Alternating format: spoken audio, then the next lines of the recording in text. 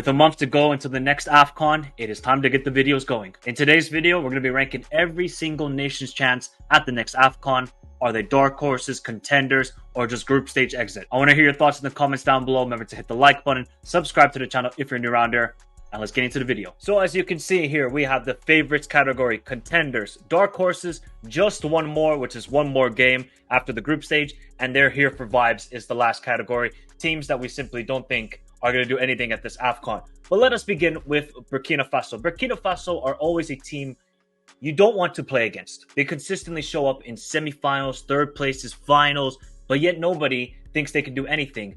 I actually like this team. They have Utara, Tapsoba, Lassina Traore, Kabore, a lot of good players. And I think Burkina Faso are a team where they're not having expectations. Nobody really rates them, but they will give a tough game to any opponent. And I think they're dark horses. Yet again, there are dark horses. Until they prove us wrong and don't qualify for an AFCON or go on to the group stage, I think Burkina Faso will consistently be a dark horse. Angola, they're just here for vibes. You know, this is their first AFCON for a while. Do they have the sort of players that I can remember from like 2010 when they hosted the AFCON? No, but they can pose a threat, I think, to certain teams. But to the top boys of African football, I don't see it. Now, the first nation that will go into the favorites category is the host, Ivory Coast. I mean, if you just look at the names on this Ivory Coast team, Sangare, Kuzunu, Seko Fofana, Konate, Haller, Baller, Zaha, Adingra from Brighton. They have match winners. They have ballers in the midfield. Because Fofana, I think, is one of the best midfielders in Africa. It's just about how do they manage expectations. They're hosting the AFCON. There's going to be a lot of pressure on them. And we saw in the last AFCON, they did win the group stage. They knocked out Algeria. What happened in the round of 16? They met Egypt and went out of the round of 16. I think they can go far. I think they're just one of the more star-studded teams. You know, at least compared to like Nigeria and Ghana. You see something with Ivory Coast. There's attacking prowess. They're organized. They have a very good midfield. And I think that is key, especially in these major tournaments. Next up is Cape Verde. I think they're a team that are going to make just one more game like they did in the last AFCON. I think they can make it to a round of 16. They still have the likes of Mendes, Adrande, who are both at Karabakh, very good midfielders. I've seen them play in the Europa League this season. And I think Cape Verde, you know, they're not a team that, oh, they could be dark horses like Burkina Faso or, you know, Equatorial Guinea. But Cape Verde, they should be making it out of the group. I think they can do it again. You know, a solid team. And then we have Algeria, Belmadi's side. Now, if you look on paper, Algeria should be one of the favorites for this AFCON. Mahrez, Arwa, Munajad, Benrahma, Ainouri. Oof, what a player. But there is something strange with this Algerian team. I don't know what it is. I don't know if it's just defensively that they look a little bit too open. We saw it at the last AFCON. They had all the chances. They couldn't convert. And they were just diabolical, goalkeeping-wise and defensively. Now, they got to respond. This time, they need to bounce back. I think they can bounce back. Would I put them as a favorite? Not quite. Not quite. We see a lot of good players going there.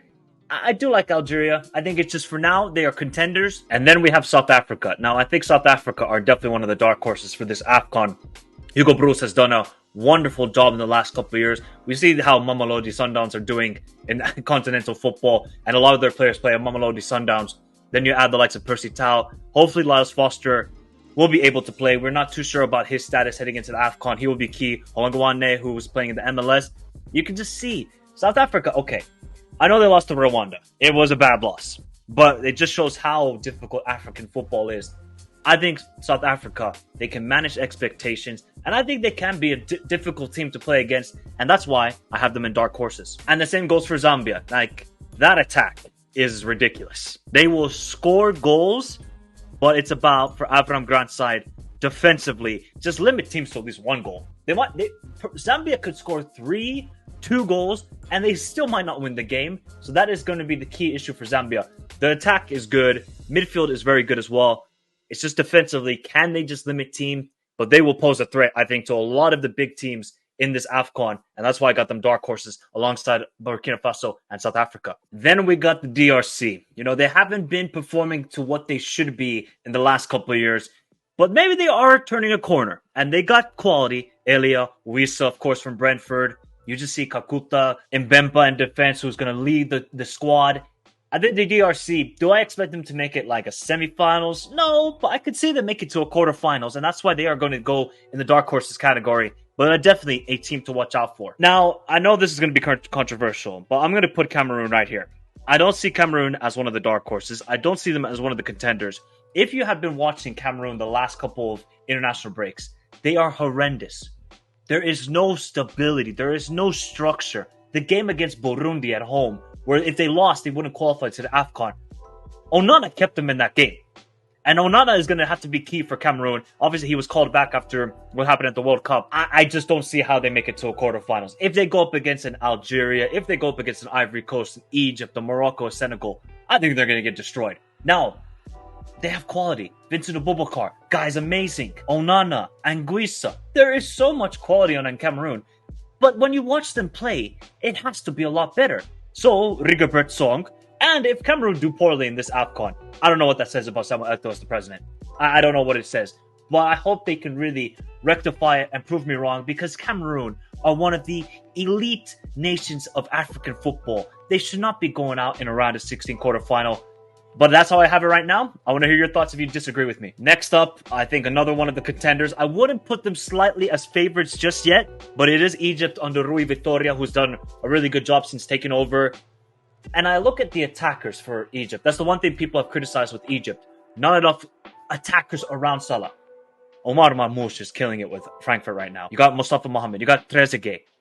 I think Egypt, they are playing a lot better football. I don't think it's going to be super defensive to what we saw in the last AFCON with Carlos Queiroz, because that was just defensive football. Like, hey, we're going to penalties and we could care less. I think Rui Vitória wants to play a little bit more attacking football, and that's going to suit the players. And I think Egypt can make it to a semis. Would I put them as a team where I'm like, yes, they can win it? Not quite, although they should be, because it is Egypt, and they are the record holders of this competition. This team right here, you know why I call them, people? And don't take this any disrespect for Equatorial Guinea. They are the Burnley of Africa. They could care less. They could win 1-0, and that's all they care about. It's a very difficult team to play against. Ask Tunisia. Ask any team that have played Equatorial Guinea in the past couple of years. They are such a difficult team to break down. And then when you got a striker like Emilio Nuse, who's been clutch for them in the last couple of years, then you got Iban Salvador. I don't know if he still has the pink hair. He might have to bring it back for the AFCON. I think Equatorial Guinea are dark horses. They will make it to another quarterfinal. I could easily see it. Their style of football works for major tournaments. All right. Don't get mad at me, please, in the comments. I want to say the Super Eagles will do very well.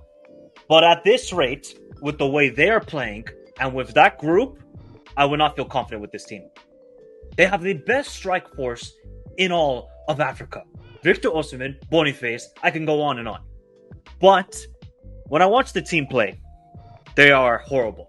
There is no structure. Joel Pizarro might as well just be a Portuguese Lampard, because that's all he is. If you knew what he did in Venezuela, you would know this guy should not be managing any national team again. But yet, here he is, managing Nigeria with all the quality they have. I don't see how Nigeria are going to make it to a quarters or semis. As of right now, look, people, I wish I'm wrong, and I don't take this as personal attacks, because sometimes I feel like people like, oh, you're disregarding my nation. I'm just talking about how I've seen it when you're playing Lesotho and drawing with them, and you're playing against Zimbabwe and drawing with them. I saw the performances. I watched the games. They were not good enough. But when you have a player like Victor Osimhen, who was just voted African Player of the Year, I expect him to rise at this AFCON. This is where your legend status is made. And that is for Victor Osimhen, and that is for Boniface, Iwobi, and these guys. I mean, the defense has names when you think of Calvin Bassey, Ajayi, and these players, Eboué, Samuel from Fenerbahce. But the goalkeeper, Uzoho, this guy is terrible. He's actually one of the worst goalkeepers I might have ever seen.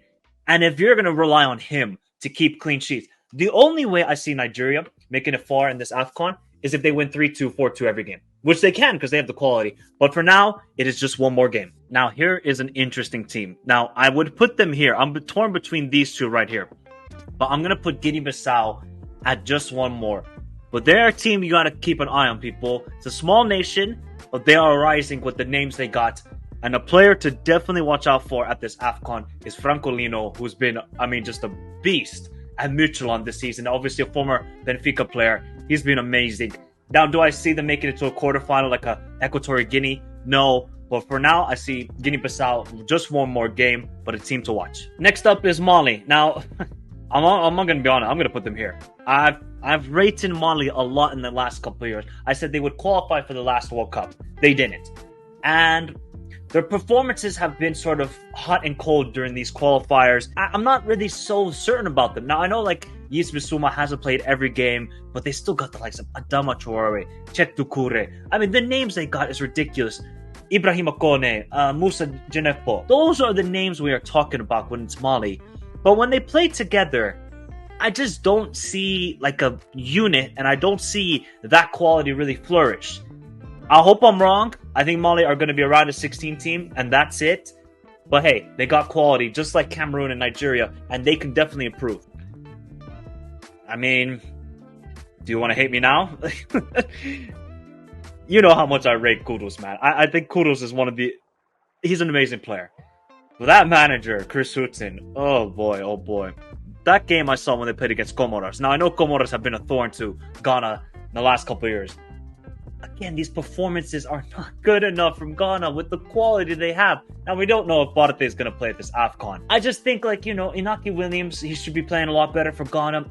I hope they do well, man. I really want the Ghana, the Nigeria, the Cameroon, the Malis, because they have so much quality to play better. But Ghana, it just seems, again, they have all these good players, but can they piece it together? Can they tactically get it right?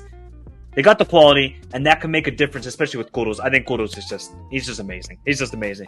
But for now, I'm going to put them at just one more. Hopefully it changes. Now we got Mozambique. I'm putting them straight away in here for vibes. I think they are just a group stage max team. This is their first AFCON since 2010. They did give a tough game to Algeria last month, I think it was. Yeah, last month against Algeria. They just don't have the quality. And I think for now, you know, they got Reynildo from Atletico Madrid. I don't know if he's going to be selected. So we're going to have to see until the squads come out. But Mozambique, they're here for vibes. Enjoy the moment. Morocco, you know where they're going, people. You know where Morocco are going. They're going straight there. This is now the time. They haven't won the AFCON since the 70s. Since the 70s. The expectations are going to be massive. And I know Moroccans, and a lot of people will say Morocco, they haven't really proven anything in the last couple of years when it comes to the AFCON, right? Just the AFCON. Obviously, World Cup, we know what they did, people. They made history. The African Cup of Nations has been disaster, volatile job, game against Benin. I think the last time where I was like, man, Morocco looked good was 2004 when they made the final against Tunisia. That's it. So now, with the momentum they have made, and they're going to be a little bit different compared to the World Cup. Or is Regagi going to then say, all right, in the knockout stage, we're going to be defensive football. That's what makes us the best. Or is he going to be a bit more attacking? We know the names they got. I think Unahi is the most valuable player, alongside of obviously Amrabat and Ziyech and these players, and Erneziri. But I think there is going to be expectations on Morocco to win it. And that is rightfully so. Will they do it? For me, they are my pick to win the AFCON. I could be totally wrong. I just think this is the time for Morocco, and I hope they can do it. But for here, they are definitely one of the favorites. There's only one reason why I'm putting Guinea at dark horses. It's because of Sergio Guirassy. When you're one of the top goal scorers of Bundesliga, alongside Harry Kane, we're going to watch you at the AFCON. Now, Guinea have been a very, I think, a consistent team in AFCON and World Cup qualifiers. They're not going to get destroyed. They're going to keep it low scoring and have the individual quality like a Guirassy or Moriba. We'll see if Naby Keita, Naby Keita, is he still playing? Because the guy is always injured. But with Guirassy, I think they can be dark horses. To be honest, actually, I'm going to put them back here. I don't think, not quite. Not quite yet, dark horses. Just one more game. Next up is Gambia. Now, it really hurts me to do this. I'm a little bit worried with Gambia. I love the story that they did in the last AFCON, making it to the quarterfinals, went up against Cameroon and lost. I just love this team. Tom Seinfeld, I think they should have changed the manager. A bit more of a attacking team. It's a bit too pragmatic. You know, you have the likes of Assam Cisse. You have Ebrima Kolu, who I watched the Young Boys, was amazing. Abli Jalal from Amet. There is quality on the Gambia national team. But I don't think it's really flourishing at the moment. And for now, I would put them on the group stage team. I hope I'm wrong, because I think they are a wonderful story. But for here, they're here for vibes. Senegal, well, we know where they're going, people. Right there. One of the favorites, defending champions. What more do we need to say? Aliou Cisse, one of the best managers in Africa. Sadio Mane, will he win another AFCON? I mean, if Sadio Mane wins another AFCON, I mean, he's gonna top 3 African player of all time. If Sadio Mane wins another AFCON, you still got Koulibaly, and you see the likes of Nicholas Jackson. I know Jackson hasn't been the best with Chelsea, but he could be a really good player at this AFCON. I think Senegal, they're one of the favorites. They should be. Defensively strong. Midfield, I feel like it needs a bit more creative quality. You still have Ismail Assar, and they're going to be one of the favorites for this year's AFCON. Mauritania, they're here for vibes. They've made back-to-back AFCONs. They still haven't won an AFCON game. That is going to be their goal. They have Abubakar Kamara, the former Fulham player, striker. I just don't see it. I think in neutral venues, they're not as good as when they're at home. So I think Mauritania, they're here for a good time. Group stage exit, here for vibes. Then we have Namibia. They're going to be making another AFCON, first time since 2019. They have never won an AFCON game. Do I expect them to win it here? No. Quality team. They're not getting destroyed as they used to, like back in 10 years ago. Going to be difficult, but I still see Namibia just here for vibes. Tunisia. I think they're contenders. People always disrespect Tunisia. Yes, they're not quality. Yes, they're not going to play beautiful football. But with the likes of like Duni, Skiri, that midfield, oof. It's good. Achouri, who's been amazing with FC Copenhagen in the Champions League. Do not sleep on Tunisia. They're not going to play pretty, but it's what you need in major tournament football. And I like the way Tunisia just operate. They play as a unit. And I think that's what you need in the AFCON. So I think Tunisia are one of the contenders. And the last team, it is Tanzania. They also will go in the here for vibes category. They have never won an AFCON game either. Defensively, they did keep a draw away in Algeria. I think Tanzania, obviously they got the likes of Samata at striker. Do I see them making it far? No. Group stage exit, I think it's good enough. The goal for them, just like Namibia and Mauritania, is pick up their first ever AFCON victory. That is all the categories. Let me know your thoughts in the comments down below. Where would you rank the teams? Where would you put Ghana? Where would you put Egypt? Where would you put South Africa? Let me know your thoughts in the comments down below. Thank you all for watching. We're going to have a lot of content heading into the AFCON, so stay tuned for that on the channel. Remember to get your thoughts in the comments down below. Get your rankings, and I want to see your thoughts in the comments. Have a beautiful day. Stay safe in this crazy world. Until next time, adios. Explain something.